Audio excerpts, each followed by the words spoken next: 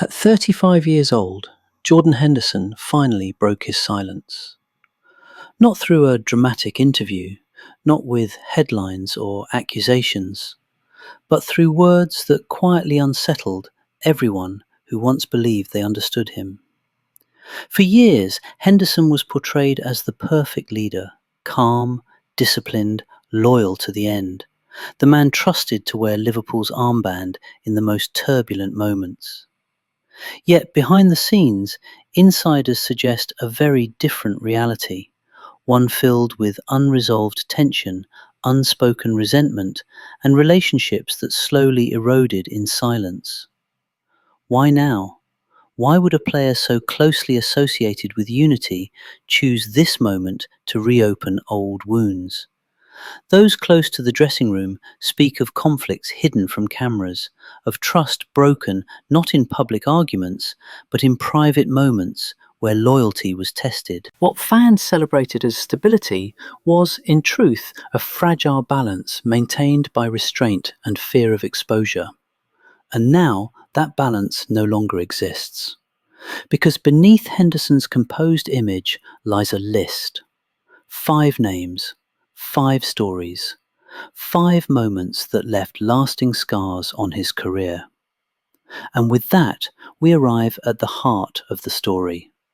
5 names, 5 conflicts that go far deeper than anyone ever imagined. Let's begin with number 5. Number 5, Steven Gerrard. Steven Gerrard was more than a teammate to Jordan Henderson. He was a symbol, a shadow that loomed over Anfield long before Henderson ever tied the captain's armband around his arm. When Henderson arrived at Liverpool, Gerrard was still the heartbeat of the club, the undisputed leader, the standard by which all others were judged. And that comparison never truly stopped. At first, the relationship appeared respectful. Gerrard was the legend, Henderson the diligent successor in waiting. Publicly, there were smiles, handshakes, words of encouragement. But insiders describe a quiet tension that slowly grew beneath the surface. Henderson wasn't just trying to win matches, he was trying to escape a legacy that refused to let him breathe. Sources from inside the club recall moments where Henderson felt undermined not by words, but by presence. Every mistake was amplified by comparison. Every leadership decision measured against what Gerrard would have done. In meetings, in training, even in the stands, Gerrard's influence lingered. Not intentionally cruel, but unavoidably suffocating. One former staff member described a particular incident after a difficult defeat. Henderson had spoken passionately in the dressing room, demanding accountability. Hours later, he learned that some players dismissed his words privately, saying, "That's not how Stevie would have handled it." The comment cut deeper than any public criticism ever could. The breaking point, according to insiders, came during Henderson's early months as captain. Gerrard, now transitioning into a different role around the club, offered advice that Henderson interpreted not as guidance, but as control. What was meant to help felt like a reminder. You are still living in my shadow. Henderson never confronted Gerrard openly. That was not his style. Instead, the resentment hardened into silence. He pushed himself harder, spoke less, carried more weight alone. But the damage was already done. The relationship cooled. Respect remained, but closeness disappeared. For Henderson, this wasn't about hatred, it was about identity, about fighting to be seen as his own man, not a replacement, not a downgrade, not a name written in someone else's handwriting. And that unresolved struggle would shape how he handled every conflict that followed. Because if number 5 taught him anything, it was this: leadership can isolate you long before it empowers you. Number 4, Raheem Sterling. Raheem Sterling represented something Jordan Henderson struggled to control: raw ambition colliding with collective discipline. When Sterling was emerging at Liverpool, his talent was undeniable, his confidence unmistakable. But inside the dressing room, insiders say the contrast in mentality created friction that words never fully resolved. Henderson believed in structure, responsibility, sacrifice for the group. Sterling, on the other hand, was driven by momentum and self-belief, often pushing boundaries that others hesitated to cross. At first, this difference seemed manageable. A leader balances personalities, a captain adapts. But over time, adaptation turned into exhaustion. Those close to the squad recall repeated private conversations, Henderson urging patience, Sterling demanding progression. What began as professional dialogue slowly shifted into quiet defiance. Training ground standards became a battleground of interpretation rather than effort. One side spoke of discipline, the other of freedom. An insider remembers a tense moment after a match where Sterling's body language drew criticism from senior players. Henderson addressed it calmly, directly, expecting understanding. Instead, he was met with silence. No argument, no apology, just distance. That distance spoke louder than any confrontation. As speculation about Sterling's future intensified, the atmosphere worsened. Henderson sensed that loyalty was fading, not just to the club, but to the collective values he was trying to protect. Rumours circulated, whispers of exits, eyes drifting elsewhere. For a captain trying to hold unity together, it felt like betrayal without a single word being spoken. The situation reached its peak when Sterling's departure became inevitable. Publicly, Henderson remained composed, respectful, diplomatic. Privately, insiders say the sense of disappointment was profound. Not anger, not jealousy, but the feeling that leadership had failed to keep someone aligned. For Henderson, this wasn't just about losing a talented teammate. It was about realizing a painful truth. Not everyone believes in the same version of loyalty. And once that realization settles in, trust never returns the same way again. Number 3. Jurgen Klopp. Jurgen Klopp was the man who elevated Jordan Henderson to his highest peak. He trusted him, empowered him, built a team around intensity, belief, and emotional leadership, qualities Henderson embodied on the pitch. To the outside world, theirs looked like an unbreakable bond. Captain and architect, soldier and general. But insiders tell a more complicated story. At the beginning, the relationship was pure alignment. Klopp demanded leaders who ran until collapse, who set standards without fear. Henderson thrived in that environment. Yet, as seasons passed, the demands intensified, the margins grew thinner, and slowly tension crept in where trust once lived.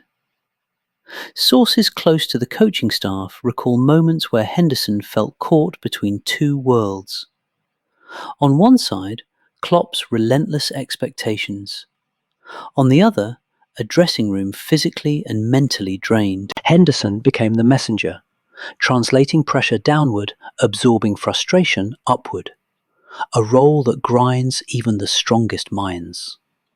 One insider describes a key meeting after a run of poor performances. Klopp challenged the leadership group, questioning whether standards had slipped. Henderson took the words personally, not as criticism, but as doubt. For the first time, he felt his authority wasn't absolute anymore. From that point on, subtle shifts appeared. Fewer private conversations, less emotional reinforcement, decisions made without the same consultation. Henderson noticed. He never spoke publicly about it, but internally the crack widened. When injuries mounted and form dipped, support felt conditional. The most painful moment, according to sources, came when Henderson sensed that the club's future vision no longer centered around him. Younger legs, different profiles, a new cycle approaching. Klopp didn't say it outright. He didn't need to. The message was felt, not spoken. For Henderson, This was the deepest wound so far, not because of conflict, but because of distance, because the man who once believed in him without question now looked ahead, not beside him. And in that quiet realization, Henderson understood something brutal. Even loyalty has an expiration date in elite football. Number 2. Mohamed Salah. Mohamed Salah was everything Jordan Henderson admired and feared at the same time. Relentlessly driven, globally celebrated. A superstar whose influence extended far beyond the dressing room. On the surface, their relationship was professional, even respectful. Captain and talisman, leader and match winner. But beneath that balance, insiders describe a growing fracture that was never meant to be seen. Henderson believed leadership meant sacrifice, running for others, speaking when silence was easier. Salah represented a different reality, one where individual brilliance could bend the hierarchy without ever breaking it. As goals piled up and global attention intensified, the center of gravity inside the team shifted. According to sources close to the squad, tension surfaced during moments of adversity. When results dipped, Henderson pushed collective responsibility harder than ever. Meetings grew sharper, standards were reinforced. But Salah, used to deciding matches on his own terms, reportedly bristled at being treated like just another piece of the system. One insider recalls a post-match dressing room scene after a frustrating draw. Henderson addressed defensive effort and tracking back, carefully but firmly. Salah listened, said nothing. Later, teammates noticed the distance. Training intensity changed, communication narrowed to necessity. The situation worsened as contract talks and future speculation surrounded Salah. Henderson sensed a growing divide between commitment to the project and commitment to personal legacy. Not openly defiant, but subtly detached. For a captain tasked with preserving unity, that detachment felt like erosion from within. The most damaging aspect wasn't argument, it was imbalance.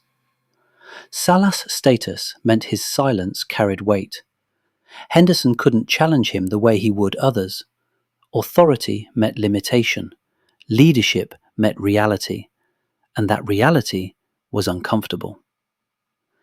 Insiders say Henderson struggled deeply with this phase, not out of envy, but out of helplessness. The understanding that no matter how loudly you lead, some figures stand beyond reach. Number 2 taught Henderson a harsh lesson. In modern football, power doesn't always wear the armband. And that realization set the stage for the most painful name of all. Number 1. Liverpool FC. The most painful name on Jordan Henderson's list was never a teammate, it was never a manager, it was the club itself. Liverpool was more than an employer to Henderson, it was identity, purpose, and proof that sacrifice could still mean something in modern football. He gave the club his prime years, his body, his voice, and his reputation. He became the face of leadership during triumph and collapse alike. And yet, insiders say this was the relationship that ultimately broke him the most. As Henderson aged, the shift was subtle at first. Recruitment focused on younger profiles, long-term planning quietly moved past him. Conversations that once included reassurance became vague. Respect remained, but commitment began to feel conditional. For a player who built his entire career on loyalty, that uncertainty cut deeply. Sources inside the club recall tense internal moments when Henderson questioned the direction Liverpool was taking. Not emotionally, rationally. He wanted clarity, stability, a sense that what he had given still mattered. What he received instead were delays, non-answers, and decisions made without him. The breaking point came when Henderson realized he was no longer part of the future narrative, not pushed out publicly, not disrespected openly, simply phased out. The armband still sat on his arm, but the power behind it was fading. Insiders say the final months were emotionally brutal. Henderson trained harder than ever, trying to prove value in a system already moving on. Every match felt like an audition.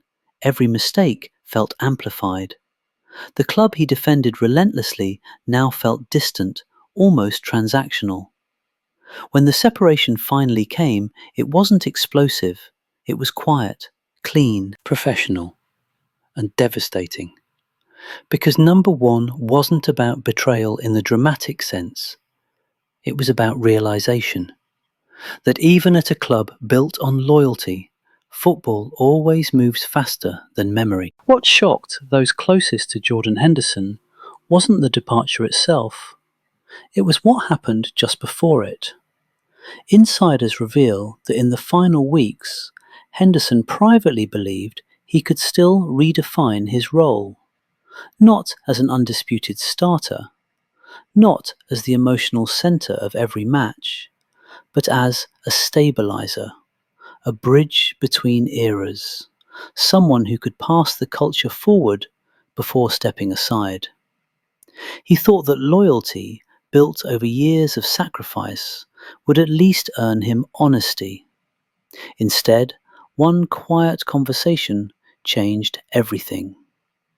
According to sources, Henderson was informed that decisions about the future had already been made, without his input. No confrontation, no argument, just a calm, corporate tone that left no room for negotiation. The message was subtle but brutal.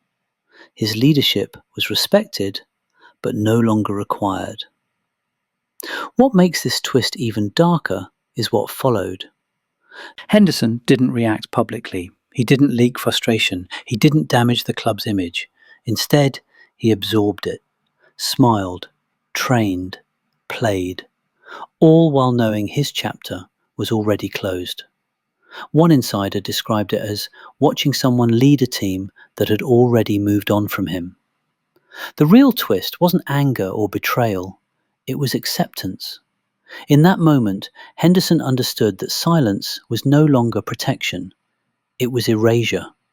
And once that truth settles in, there's no return to who you were before. The aftermath of Jordan Henderson's story didn't arrive with scandal or noise. It arrived quietly, and that was the most unsettling part. Once seen as the embodiment of Liverpool's values, Henderson now stood outside the narrative he helped build.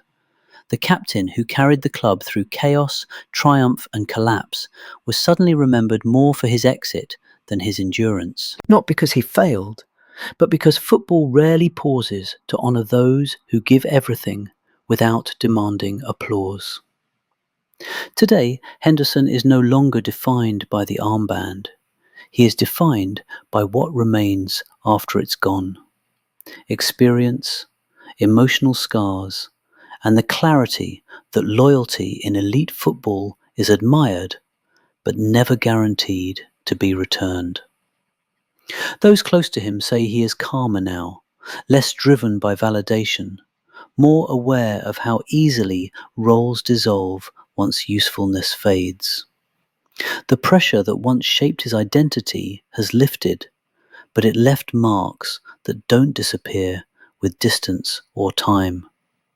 His story isn't one of bitterness, it's one of realization. Because Henderson's journey shows a truth fans rarely want to face. The game celebrates leadership, but it doesn't protect leaders. It praises sacrifice, but moves on without hesitation. And in the end, the voices they buried weren't the loud ones. They were the loyal ones who spoke through actions and were remembered only after silence replaced them.